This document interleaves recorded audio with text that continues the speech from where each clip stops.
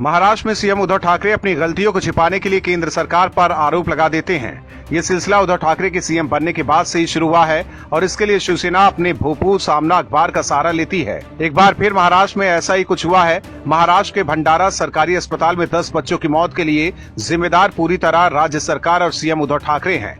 सरकार की लापरवाही की वजह से भंडारा में ऐसा भयावह हादसा हुआ है, लेकिन राज्य सरकार जांच कराने के बजाय उल्टा टोपी केंद्र सरकार पर ट्रांसफर कर दी है। शिवसेना ने अपने मुखपत्र सामना में कहा कि भंडारा अस्पताल में स्मोक डिटेक्टर नहीं था, इसकी जांच कराई जा रही है। लेकिन मुद्दा सिर्फ भंडारा का नहीं है, बल्कि देश की पूरी स्वास्थ्य व्यवस्था का दम घुट रहा है। शिवसेना ने सामना में कहा है कि भंडारा जिले के सामान्य अस्पताल में 10 नवजात शिशु आग में तड़प कर मर गए।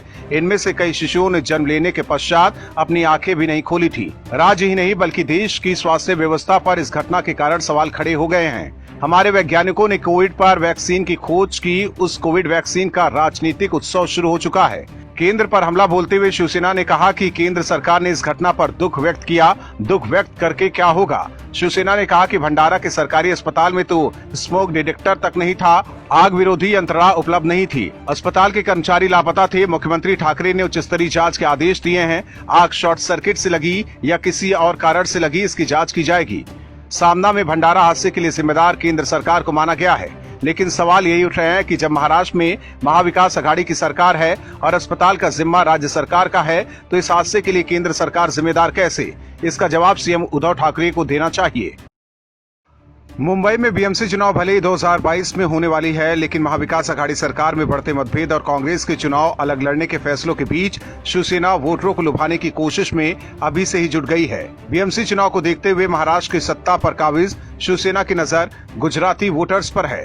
शिवसेना ने मुंबई की गुजराती आबादी के बीच पैठ बनाने के लिए ब्रेकफास्ट इवेंट आयोजित किया, जिसके मेनू में था कुरकुरा, फाफड़ा और स्वादिष्ट जलेबियां। और इस मौके पर इस समुदाय के 9 व्यवसायियों को पार्टी में शामिल किया गया। नाश्ते की उसी थाली में एक शानदार वड़ा पाव परोसकर ये संदेश देने की कोशिश भी की गई कि मुंबई में मराठी और गुजराती समुदाय का केवल सह अस्तित्व ही नहीं है, बल्कि वो साथ साथ चलते भी हैं और शिवसेना दोनों को साथ लेकर चल सकती है।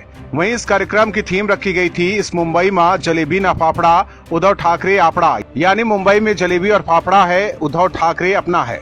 माना जा रहा है कि राजनीतिक मजबूरियों के चलते शिवसेना गुजरातियों को लुभाने में लगी हुई है। बीएमसी चुनाव से पहले वड़ा पाव फाफड़ा कूटनीति को शिवसेना के गढ़ और उसकी शक्ति और प्रभाव का केंद्र माने जाने वाले बीएमसी के 2022 को होने वाले चुनाव से पहले अभी तक का सबसे नया प्रयास माना जा रहा है। हालांकि शिवसेना का यह प्रयोग कितना कामयाब होगा ये वक्त बताएगा, क्योंकि शिवसेना गुजरातियों को महाराष्ट्र में हमेशा से गाली ही देती रही है। हालांकि पिछले कुछ सालों में शिवसेना गुजरातियों को लुभाने की पूरी कोशिश की है, लेकिन उसे कामयाबी नहीं मिली है। 1 मई 2014 को शिवसेना ने मुंबई के गुजरातियों पर आरोप लगाया कि वो अपने शहरों को सोने का बनाने के लिए मुंबई को एक सेक्स वर्कर की तरह इस्तेमाल कर रहे हैं। सामना के एक संपादकीय में पार्टी ने सवाल उठाया था कि क्या गुजराती इसका साथ देने और धन और प्रसिद्धि पाने के बाद राज्य को कुछ लौटाने को तैयार हैं। गुजरातियों को इस तरह निशाना बनाने पर तमाम लोगों को कोई आश्चर्य नहीं हुआ, लेकिन अगले दिन शिवसेना प्रमुख उद्धव ठाकरे के रुख ने जरूर हैरत में डाल दिया। ठाकरे और उनके बेटे आदित्य ठाकरे ने ये कहते हुए इस संपादकीय से खुद को अलग कर लिया कि गुजराती हमेशा बाला ठाकरे के साथ खड़े रहे हैं। सितंबर 2016 में शिवसेना ने राज्य की आवास नीति जारी होने से पहले समुदाय को लुभाने के लिए बड़े पैमाने पर गुजराती भाषियों वाले उपनगर घाटकोपर में गुजराती भाषा में पोस्टर लगवाए। फिर 2019 के राज्य विधानसभा चुनाव से पहले भी शिवसेना ने अपने निर्वाचन क्षेत्र वर्ली में गुजराती प्रचार सामग्री के साथ गुजराती मतदाताओं को लुभाने की कोशिश की और अब बीएमसी चुनाव से पहले गुजरातियों के लिए ब्रेकफास्ट इवेंट आयोजित किया गया है। अब चुनाव बाद ही पता चलेगा कि क्या इस बार शिवसेना गुजरातियों को मनाने में कामयाब रही या नहीं। बंगाल विधानसभा चुनाव के नजदीक आने के साथ विपक्ष तो ममता बनर्जी की लुटिया डुबो ही रहा है, साथ ही ममता बनर्जी की पार्टी तृणमूल कांग्रेस के नेता भी ममता को कहीं का नहीं छोड़ रहे। तृणमूल कांग्रेस के राज्यसभा सदस्य केडी सिंह को ईडी ने गिरफ्तार कर लिया है। अल्केमिस्ट समूह के मुखिया केडी सिंह का रोज वैली और शारदा चिटफंड घोटाले में नाम शामिल होने के आरोप लगे थे। ईडी ने केडी सिंह को पूछताछ के लिए भी बुलाया था।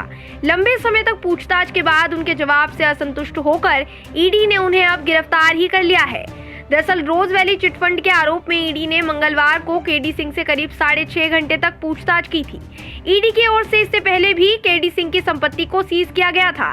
जून 2019 केडी सिंह से जुड़ी कंपनी की 239 करोड़ रुपए की संपत्तियां अटैच की गई थी। ईडी ने 1900 करोड़ रुपए के घोटाले से जुड़े मनी लॉन्ड्रिंग मामले की जांच को लेकर यह कार्यवाही की थी। केडी सिंह की करीब 239 करोड़ रुपए की संपत्ति जब्त की गई थी, जिसमें रिजॉर्ट, शोरूम और बैंक खाते भी शामिल थे। यही नहीं, केडी सिंह के ठिकानों पर ईडी पहले भी छापेमारी कर चुकी है।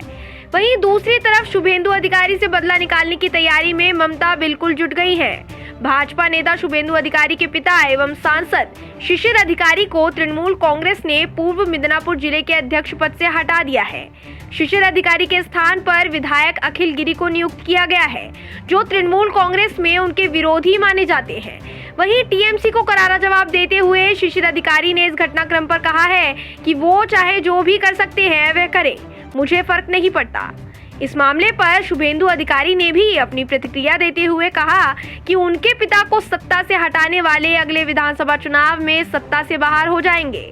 आज से जहां निर्वाचन आयोग ने चुनाव की तैयारियां शुरू कर दी हैं, तो वहीं बंगाल में टीएमसी की मुश्किलों ने भी दस्तक दे दी है और टीएमसी को टक्कर देने की होड़ में विपक्षी खेमा भी चुनावी घमासान की तैयारी कर रहा है। अब ऐसे में ममता की मुश्किलें तो बढ़ेंगी ही, साथ ही ममता की पार्टी के नेता पर ईडी की कार्यवाही से जनता के सामने टीएमसी की छवि धूमिल होती जा रही है। आम आदमी पार्टी के विधायक सोमनाथ भारती यूपी में राजनीति करने चले थे, लेकिन भारती को समझ में आ गया होगा कि दिल्ली की तरह यूपी की जनता को मूर्ख बनाना इतना आसान नहीं है, और वो भी मुख्यमंत्री योगी आदित्यनाथ के रहते हुए, क्योंकि यूपी में लोगों की जुबान पर योगी का नाम है। अब सोमनाथ भारती यूपी में घुसकर योगी आदित्यनाथ को गाली दे रहे थे तो अंजाम भुगतना ही था। सोमनाथ भारती के चेहरे पर एक युवक ने स्याही फेंक मारा और अब भारती के जले पर कांग्रेस के बागी विधायक ने नमक छिड़क दिया है। सोमनाथ भारती पर स्याही फेंकने वाले हिंदू युवा वाहिनी के जिला संयोजक जितेंद्र सिंह को कांग्रेस के बागी विधायक राकेश सिंह ने सम्मानित किया है। कांग्रेस विधायक ने माला पहनाकर 51,000 रुपए नगद पुरस्कार देकर युवक का उत्साहवर्धन किया। उन्होंने कहा कि योगी जी का अपमान करने वालों के साथ यही हश्र होना चाहिए। हरचंदपुर सीट से कांग्रेस के बागी विधायक राकेश सिंह ने आम आदमी पार्टी के विधायक पर हमला बोलते हुए कहा कि जो कृत्य सोमनाथ भारती ने किया वो बिल्कुल उचित नहीं था।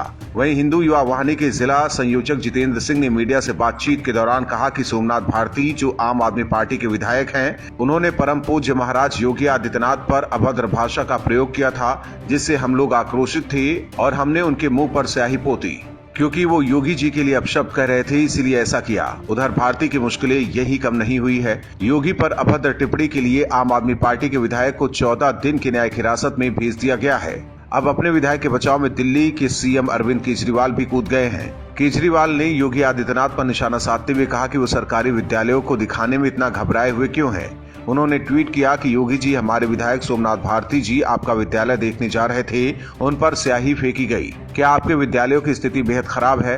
अगर कोई आपका विद्यालय देखने जाता है तो आप इतना डर क्यों जाते हैं? विद्यालय को ठीक कीजिए। अगर आपको नहीं पता है कि विद्यालय कैसे ठीक होते हैं तो मनीष सिसोदिया से पूछिए। आपको बता दें कि पिछले साल केजरीवाल ने अपनी पार्टी द्वारा 2022 में उत्तर प्रदेश का विधानसभा चुनाव लड़ने की घोषणा की थी और इसके बाद से ही आम आदमी पार्टी के नेता यूपी की राजनीति में दिलचस्पी ले रहे हैं। लेकिन योगी के रहते हुए यूपी में केजरीवाल ब्रिगेड का घुसना इतना आसान नहीं है। मुंबई में फिल्म अभिनेता सोनू सूद और बीएमसी आमने सामने है। हाल के दिनों में देखा गया है कि मोदी समर्थक अभिनेता और अभिनेत्री बीएमसी को रास नहीं आते हैं, लिहाजा उनके ऊपर कोई आरोप लगाकर कार्रवाई शुरू हो जाती है। पहले कंगना रनौत के साथ ऐसा हुआ और अब सोनू सूद का नंबर है। वैसे तो बीएमसी और सोनू सूद की लड़ाई कोर्ट में जा पहुंची है। बीएमसी का आरोप है कि सोनू सूद ने जुहू स्थित रिहायशी इमारत में लगातार अनधिकृत निर्माण कराया है, जबकि 2 बार वहां अतिक्रमण को हटाने की कार्रवाई भी की जा चुकी है। बीएमसी ने हाईकोर्ट में दाखिल हलफनामे में कहा कि सोनू सूद ने रिहायशी बिल्डिंग को होटल में तब्दील करने की कोशिश की है और अब इस गलती को छिपाने का प्रयास कर रहे हैं। बीएमसी ने कोर्ट में यह भी कहा है कि वो आदतन अपराधी है। दरअसल बीएमसी की ओर से सोनू सूद को नोटिस जारी किया गया था। इस नोटिस के खिलाफ एक्टर हाईकोर्ट चले गए थे, जहां बीएमसी ने उनके नोटिस को लेकर हलफनामा दाखिल किया है। उधर सोनू सूद ने अपने ऊपर लगे आरोपों को सिरे से खारिज किया है। सोनू सूद ने वकील डीपी सिंह के जरिए पिछले हफ्ते दायर अपनी याचिका में कहा कि उन्होंने 6 मंजिला शक्ति सागर इमारत में कोई अवैध निर्माण नहीं कराया है। याचिका में पिछले साल अक्टूबर में बीएमसी द्वारा जारी नोटिस को रद्द करने और इस मामले में किसी दंडात्मक कार्रवाई से अंतरिम राहत देने का भी अनुरोध किया गया है। वहीं सोनू सूद ने इस मामले को लेकर एनसीपी प्रमुख शरद पवार से भी मुलाकात की है। दरअसल हाल के दिनों में सोनू सूद और शिवसेना के रिश्ते कुछ अच्छे नहीं रहे हैं।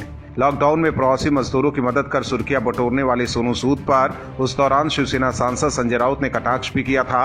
ऐसे में सोनू सूद के ऊपर बीएमसी की कार्रवाई में राजनीतिक साजिश की बदबू भी आ रही है। अब देखना होगा कि क्या पवार से मिलने के बाद सोनू सूद की मुश्किलें कम होती हैं या नहीं। Bureau report OMH news. और भी वीडियोस देखने के लिए चैनल को सब्सक्राइब करें और बेल आइकन को दबाएं।